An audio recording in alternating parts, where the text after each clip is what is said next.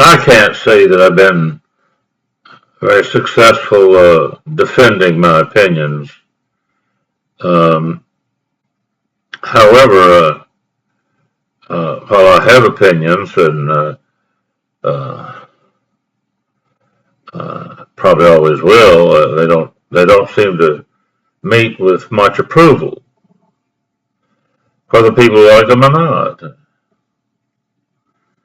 That's something I've learned to expect.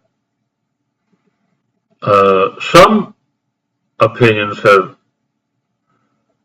led to more opinions, and others just seem to be superfluous. I think other people feel the same way sometimes, but a lot of opinions have gone down through history with modifications. For example, Epicurious was variously known as a libertine or some sort of stoic who wanted to live in a cave. And I'm not talking about the Bat Cave. They hadn't heard of anything like that in his day.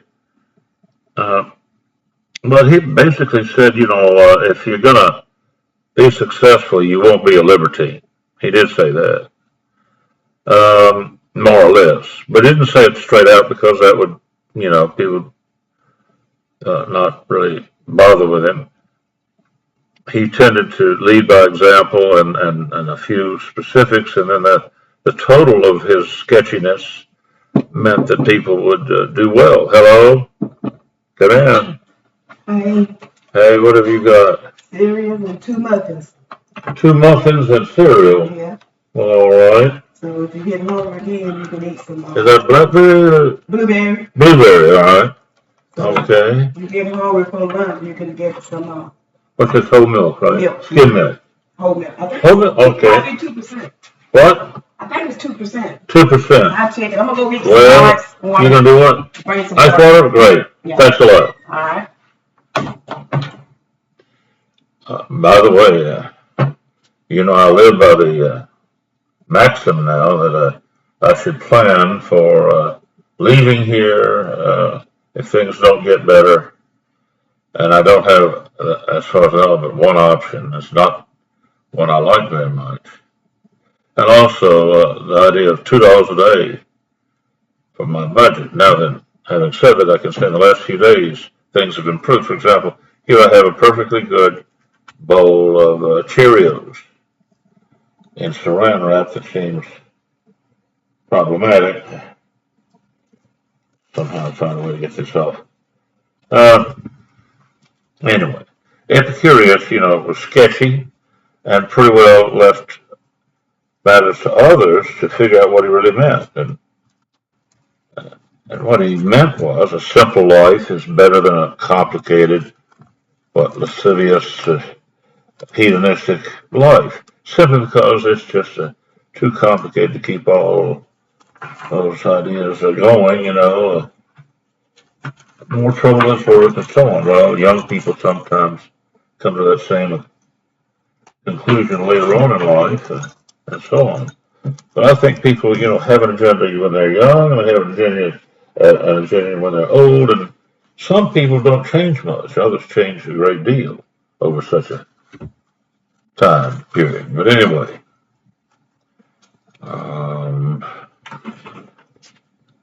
I have a bowl of Cheerios here, fortunately. This is not the spoon I prefer, but that's what I've got. They tell me this all the time. Okay, I've got that and blueberry muffins. Here they are. Here, store bought. All right, thank you for that water. It's 2% milk. But it is 2%. Right. Could you get me a smaller spoon? Okay. Thank you. Um, yeah, you know what they're talking about all the time. Double speak, at least, double vision, and so on. Where was? Oh, yeah.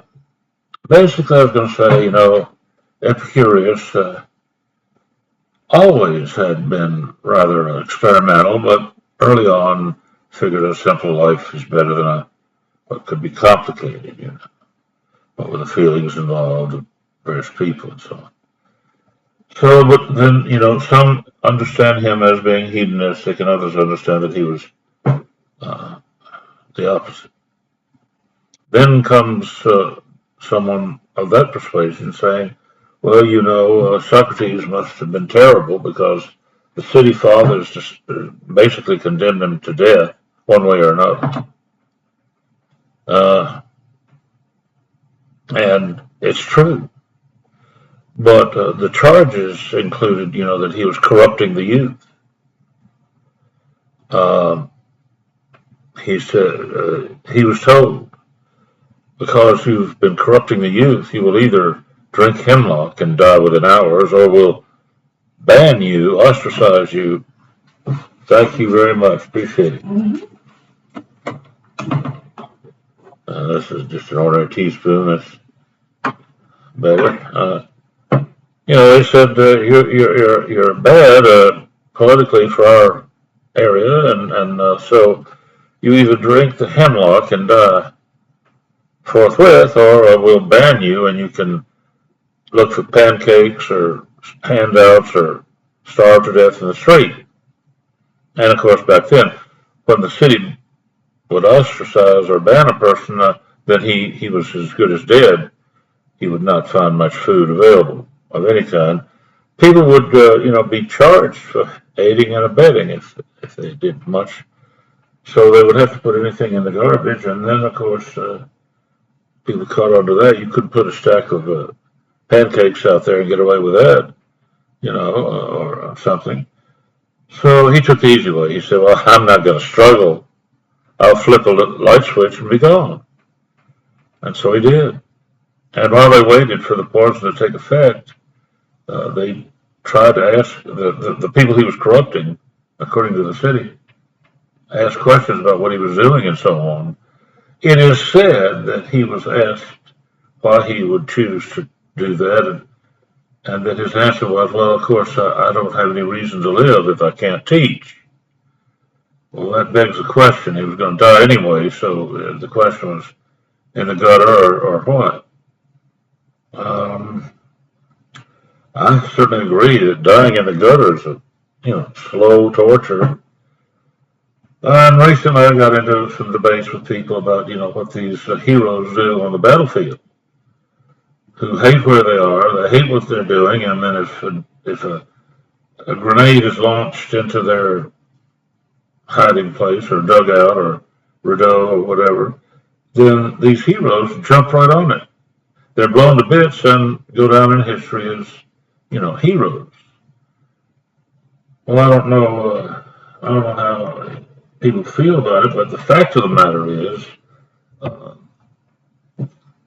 without getting into how I know this or who I've talked to some along the way. People look for a way out of continuing, say, beyond a one tour in Vietnam. I can recall people saying, hell, they renewed me twice or whatever. Anyway, if they should be so lucky, they have said, let a grenade come within reach and I'll fall on it.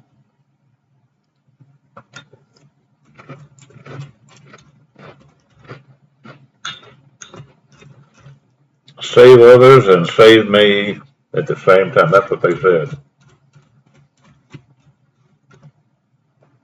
That's a far cry from shooting oneself in the foot, as I recall one Navy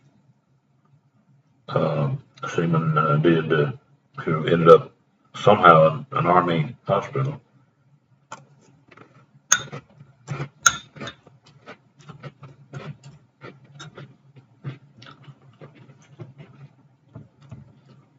He stayed there till he felt better, and then was transferred to prison.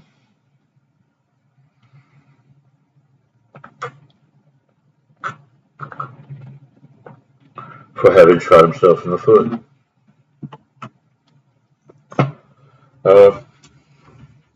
That doesn't happen, if you save all your buddies by falling on a hand grenade, and of course you don't feel a thing.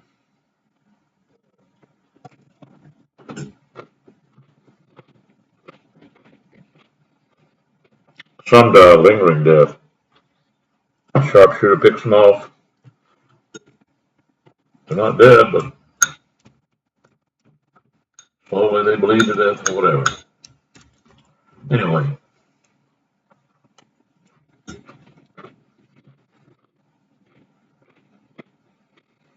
not many face the difficulty of a hand grenade at their feet among a crowd of buddies.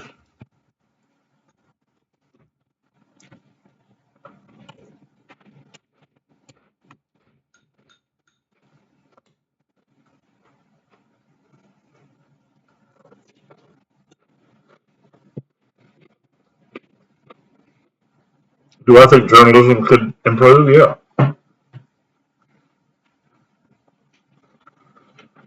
A lot of things could improve. I want to know, for example, after what I've learned today in the wee hours. It's now 6:50 a.m. on the 13th. Oh, a few hours ago I noticed that.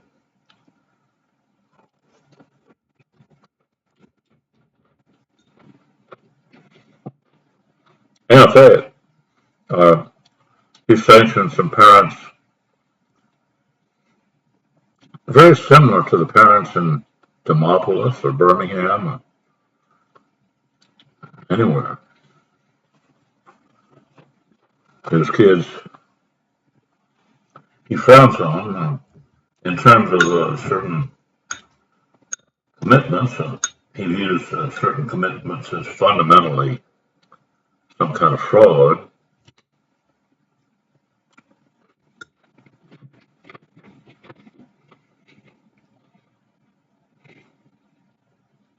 And that says a lot to me. That says a lot to me and a lot of others. I know a lot of people who agree wholeheartedly with what Leo is doing. No doubt about it. I understand what he's trying to do, but I think I understand what he will end up doing. Uh,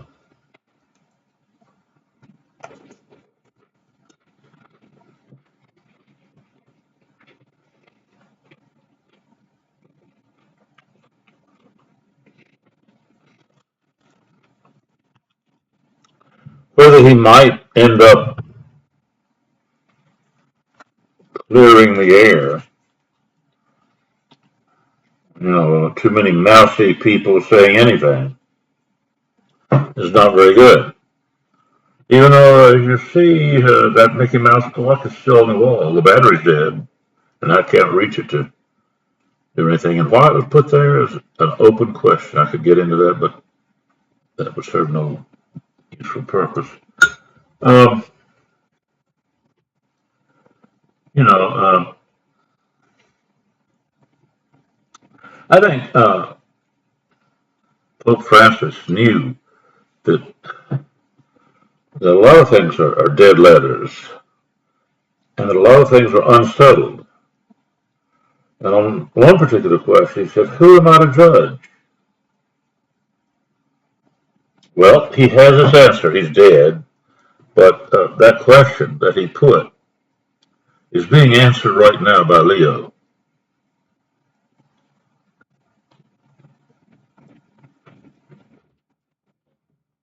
Well, there you go, folks.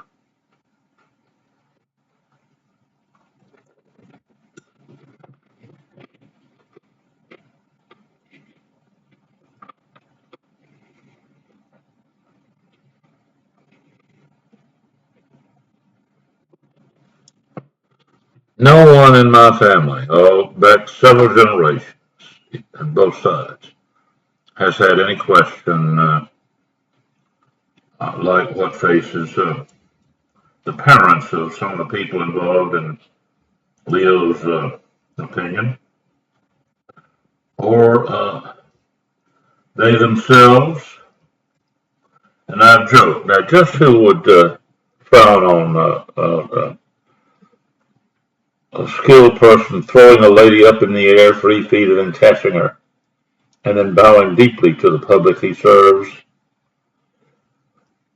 Uh, do they want him to marry her, or nobody, or what? In his day, would they prevented Van Cliburn from a concert in Russia during the depth of the Cold War, or would they demand that he not live with anyone unapproved by some third party? We have laws about marriage. You know, there are health department laws about marriage, and there are other laws about marriage, or about the consequences of marriage. You know, in terms of one's wealth or lack of it, or whatever. There are a lot of laws that protect people from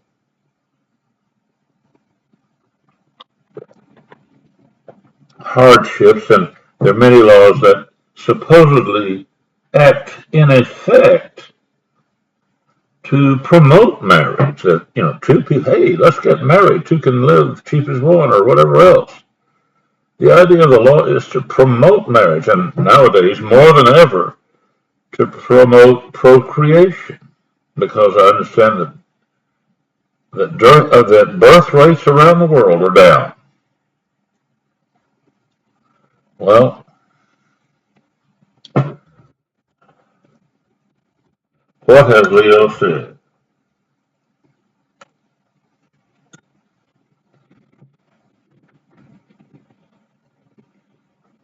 I could go on, and it wouldn't make the slightest bit of difference to the Vatican. Not the slightest. So rather than, pontificate, I will end this recording, and I think I have one other to upload in a short order. But yeah, it makes me very unhappy to see grief levied on people, and then if you try to examine what they're talking about, it turns out to be, sort of like I've felt, asking questions. As people know, that a lot of people gossip all the time, and sometimes I've wondered, well, just what about it? And some people who seem to know just kind of look off into space and say, well, and I found out the ideas involved. I just don't happen to have money to see the delightful aspects out of them.